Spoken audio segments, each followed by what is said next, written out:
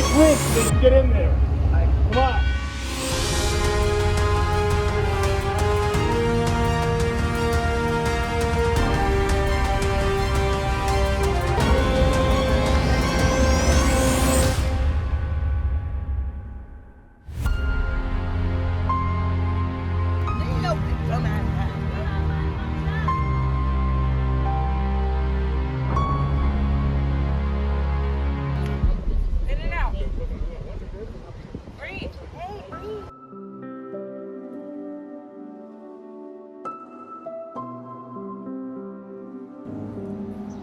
Drugs, oh my God, the drugs out here on the streets. It's horrible because you can get drugs quicker than you can get anything, any kind of help. You got people coming up to you, just giving it to you, trying to get you hooked. They call it the land of opportunity, a place where anyone willing to work hard can build a life, buy a home, and chase the American dream. But what happens when that dream doesn't just fade? It collapses, right there in the middle of the street. If you've ever walked through Philadelphia's Kensington under the midday sun, or wandered San Francisco's Tenderloin after dark, you've seen it with your own eyes. America's homeless crisis isn't hidden. It's in plain sight, stretched out across sidewalks, tucked beneath overpasses, staring back from the fragile edge of survival. This travel documentary takes you straight into those forgotten streets, the parts of America most people try not to look at. Here, tens of thousands of people, veterans, single mothers, teenagers, the disabled, live without a home, trapped inside a system that seems to have erased their names.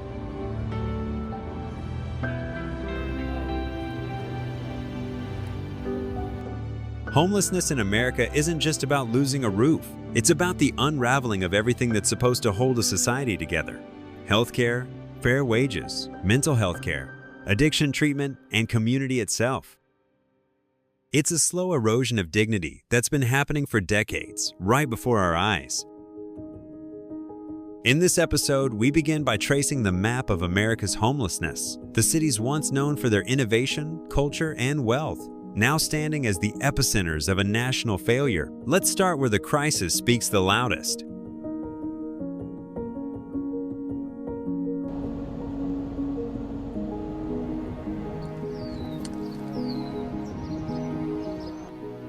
One, the reality of homelessness in America's big cities.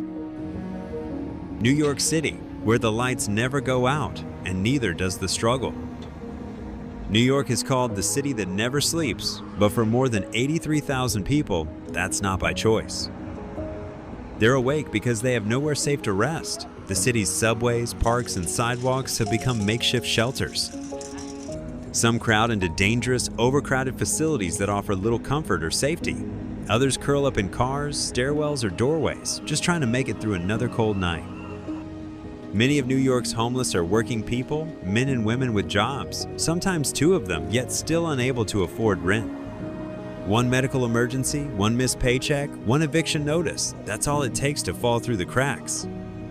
In neighborhoods like Midtown, Harlem, or the Bronx, homelessness has become part of the city's daily rhythm. It's no longer a distant problem. It's a reflection of how fragile life in this city of dreams has become. This isn't just a housing crisis, it's a human crisis, unfolding in one of the wealthiest cities on earth. The tranquilizer is made for animals. And so when you give a tranquilizer to an animal, they roll on their bellies, right? They're gonna fall flat right on their belly, right?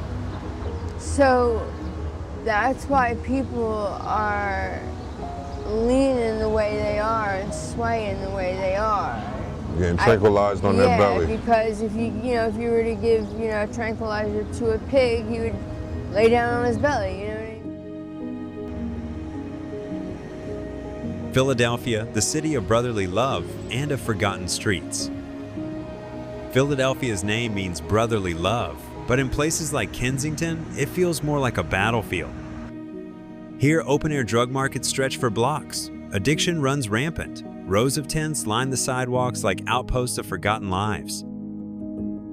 Fentanyl has torn through this community, leaving users slumped over like statues, silent reminders of how far things have fallen. Children walk past overdoses on their way to school. Public health workers now describe Kensington as a humanitarian disaster zone. They hand out Narcan and clean syringes, not to fix the problem, but to keep people alive one more day. Homelessness here is tangled tightly with addiction and mental illness, and yet there's still no clear plan for recovery. Worse still, much of the city has learned to look away. Police avoid the area. Politicians offer vague promises. And the people suffering on those sidewalks aren't seen as neighbors anymore, just as problems to be ignored.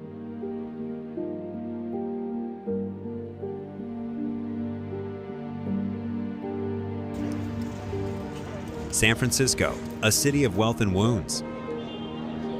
San Francisco is a city of billion-dollar startups, sweeping bay views, and one of the largest unsheltered homeless populations in the nation. Nearly 40,000 people across the Bay Area live without permanent housing, many right in the heart of the city itself. In neighborhoods like the Tenderloin, Soma, and the Mission District, tents line the sidewalks, shopping carts crowd the corners, and discarded needles glint under the streetlights. The contrast is surreal. On one side of the street stands a gleaming tech office with floor-to-ceiling windows. On the other, someone is searching through a trash bin for their next meal. San Francisco embodies both immense wealth and visible neglect, a city where prosperity and poverty collide every single day. And here's the paradox.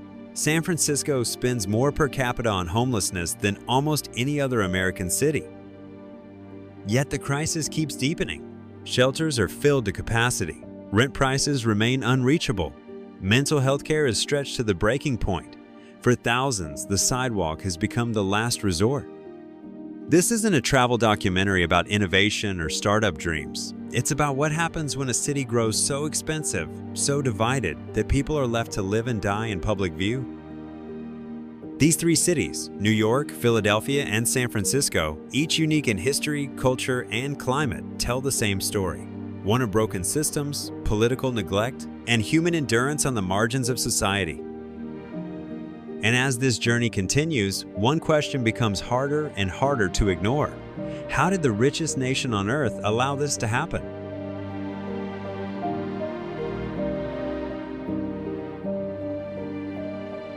Two, the real causes behind the crisis. In 2024, homelessness in the United States hit a record high. More than 771,000 people were without housing on a single night, an 18% increase from the year before. But this isn't just a number. It's a mirror held up to a society that's failing millions. Behind every tent, every cardboard bed, every figure curled up on a sidewalk lies the story of a system that stopped working. Let's be honest, homelessness doesn't come from a single cause. It's the result of a perfect storm: economic inequality, broken policies, political neglect, and the slow collapse of social safety nets that were supposed to protect people before they fell this far. In this chapter, we look beyond the streets and shelters to the deeper forces that built this crisis from the ground up.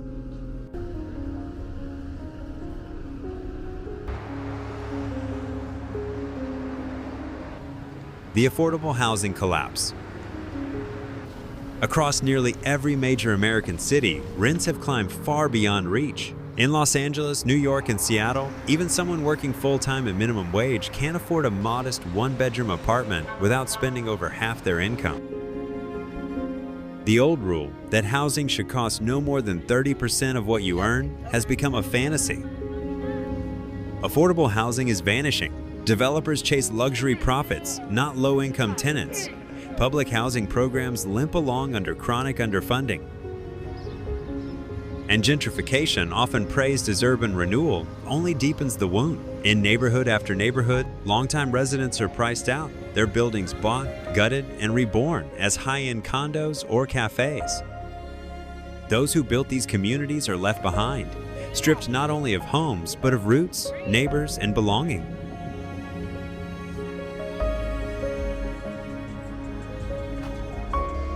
working and homeless. Here's a truth that shocks many. A large share of America's homeless population actually works. Estimates suggest 40% to 60% hold jobs.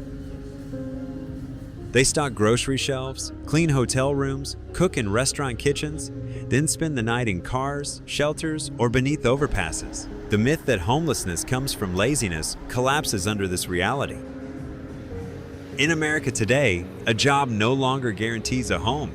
These men and women aren't living off the system, they are the system. They serve your coffee, deliver your dinner, mop your office floors, and then vanish when their shift's end. Many are single parents juggling 2 or 3 part-time jobs with no insurance, no leave, and no security.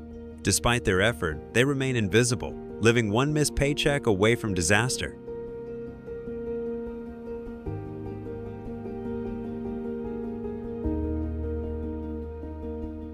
Mental health and addiction, a system abandoned. When mental institutions closed in the 1,980 seconds, the promise was community-based care. That promise was never kept.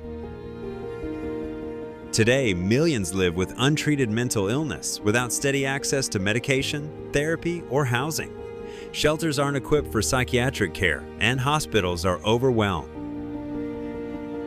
Addiction, especially to opioids and fentanyl, is both cause and symptom. Many turn to drugs not for pleasure, but to escape trauma and fear. In San Francisco, over 37,000 people struggle with serious addiction, more than the city's entire homeless population. The overlap is undeniable.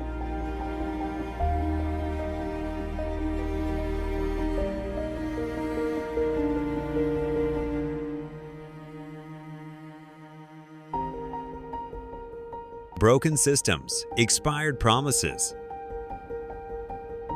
Government programs meant to prevent homelessness often fail the people they're designed to protect. During the pandemic, emergency rental aid and housing vouchers saved thousands, but by 2024, much of that help had vanished, leaving tens of thousands on the brink again. The safety net wasn't just pulled away, it was torn apart. Trying to get assistance now feels like running a bureaucratic marathon. Endless forms, months-long wait lists, confusing rules. People are told to get back on their feet, but the staircase has no steps. Without legal help, stable income, or case management, the system feels less like support and more like punishment for falling in the first place.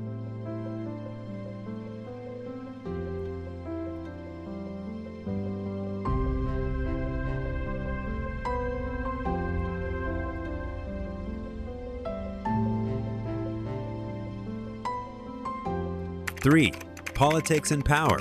Who benefits from the crisis? In a nation as wealthy and influential as the United States, you'd think homelessness would be treated as a national emergency. Yet year after year, administration after administration, the crisis not only persists, in many cities, it deepens. Why? Because for some, homelessness has quietly become profitable. At its core, homelessness is a symptom of deeper dysfunction, a shortage of affordable housing, the collapse of mental health care, widening wage inequality. Truly fixing it would mean rebuilding the system from the ground up, a massive long-term effort that doesn't fit neatly into an election cycle. So instead, politicians focus on short-term optics. Cleanup operations, often called sweeps, clear encampments before big events, political conventions, sports championships, economic forums. The goal isn't to help people, it's to hide them, out of sight, out of mind. During election season, homelessness becomes a political prop. One candidate calls it a safety issue, another a moral failure. Either way, it's reduced to a slogan. After the votes are counted, the urgency fades. Funding gets cut, promises stall. The cycle repeats. Meanwhile, a quiet economy thrives around the crisis. Private shelter operators, security firms, and even pharmaceutical companies tied to addiction treatment profit from keeping things as they are. In some cities, contracts to manage homelessness reach hundreds of millions of dollars, yet little of that money builds housing. It funds maintenance, not solutions. In many ways, homelessness has become an industry. Then there's real estate, the silent engine behind it all. Empty lots, low-income blocks, even old shelters are seen not as necessities, but as development opportunities. Homeless people aren't citizens in need. They're obstacles to clear away. Developers lobby for clean zones, heavier policing, and fewer tenant protections. The logic is cruel but simple. Remove the poor, and property values rise. Inside city halls, the blame game is endless. And while they pass responsibility, people keep sleeping on the steps outside. The media plays its part too. Coverage swings between sensationalism and silence. When homelessness appears, it's shown as tragedy or threat, rarely human. This selective framing shapes opinion, making quick fixes sound sensible while real reform is dismissed as naive. Homelessness doesn't endure only through neglect. It endures through design, through systems that protect profit and appearance long before they protect people.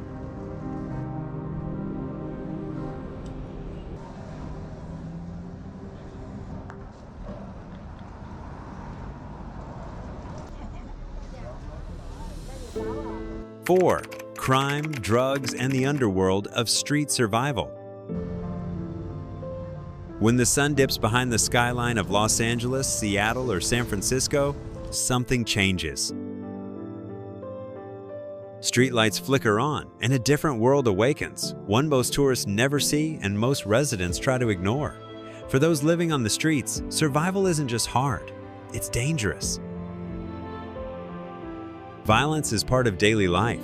Robbery, assault, and extortion haunt the tent camps and alleyways where people sleep. There are no locks, no privacy, no real safety. Many rest with one eye open, clutching the only backpack they own. And the police? Too often, they're seen not as protectors, but as another threat. Drugs aren't just the cause, they're the coping mechanism. Life on the streets is cold, relentless, and humiliating. For many, fentanyl, meth, or heroin are not luxuries but brief escapes, numbing the hunger, blurring the pain. In Philadelphia's Kensington district or San Francisco's Tenderloin, overdoses unfold in broad daylight, syringes scattered across the sidewalk. Behind the addiction lurks something darker, organized exploitation. Gangs recruit the unhoused as couriers, lookouts, or sex workers, trading survival for control. In isolated camps, local crews rule territories with their own taxes and punishments, a shadow version of law and order. Even within the homeless community, a fragile hierarchy forms. Control over donated food, blankets, or shelter beds can ignite conflict.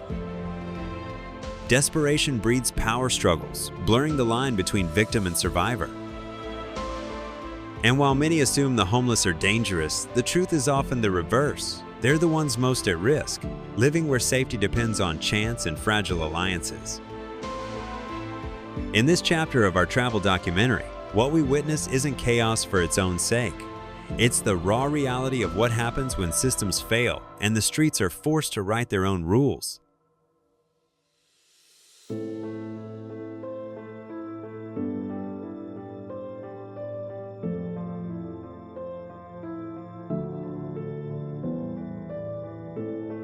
Five, lost potential, veterans, teachers, mothers, and kids on the street.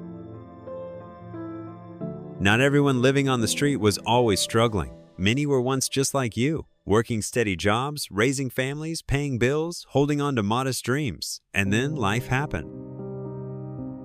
1 in 10 people experiencing homelessness in the U.S. is a military veteran. Some came home with visible wounds, others with invisible ones, trauma that never really left the battlefield. The promises of care and reintegration turned out to be paperwork, wait lists, and bureaucratic dead ends. Many now sleep in their cars, under bridges, or even outside the very VA hospitals that never called them back. Then there are the teachers, nurses, and city workers, people who spent years serving their communities only to be priced out of them. Rising rents, medical debt, or a sudden job loss pushed them over the edge. It didn't happen overnight. It was slow, an illness, a missed payment, a few bad months, until the bottom finally gave way. And perhaps most heartbreaking of all are the children. Thousands are growing up without a stable home, sleeping in shelters, in cheap motels, or in the back seats of cars beside exhausted parents. School becomes a privilege, safety becomes uncertain, childhood becomes survival. This isn't just a story about homelessness, it's a story about wasted potential, about a society that quietly discards people once they no longer fit its economic mold. These aren't the faces of failure. They're the casualties of a system that forgot how to care. This travel documentary isn't here to point fingers. It's here to bear witness and to make sure that, at least for a moment, we do not look away.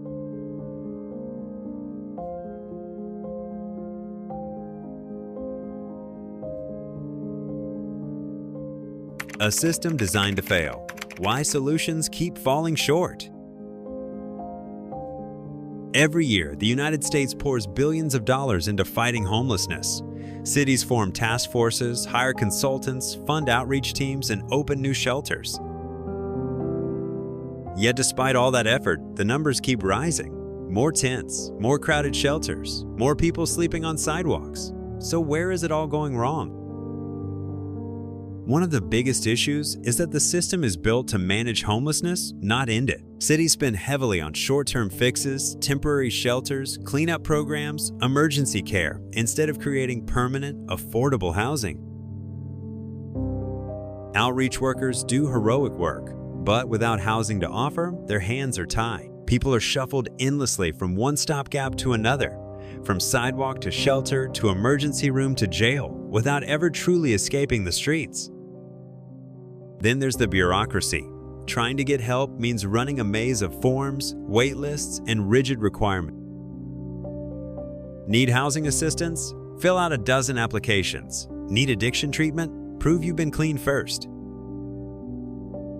Need a bed for the night? Show up at 4 a.m. and hope one's still available. The system doesn't adjust to human reality. It demands that people in crisis fit into its paperwork. And even when services exist, they often work in isolation. Mental health programs don't coordinate with housing authorities. Job training isn't linked to shelters. Local and federal agencies move on separate timelines, with separate budgets and separate agendas. No one agency takes full responsibility, so progress crawls and lives get lost in the gaps. Even when funding is there, NIMBYism, not in my backyard, blocks real change. Neighborhoods fight new shelters and housing projects, fearing they'll bring in undesirable residents.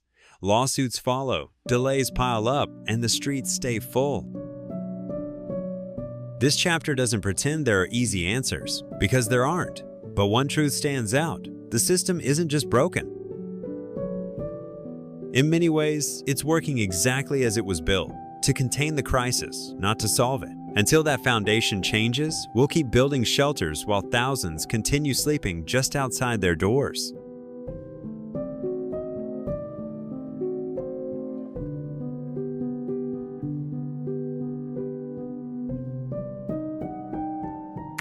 Seven, conclusion. What kind of country do we want to be?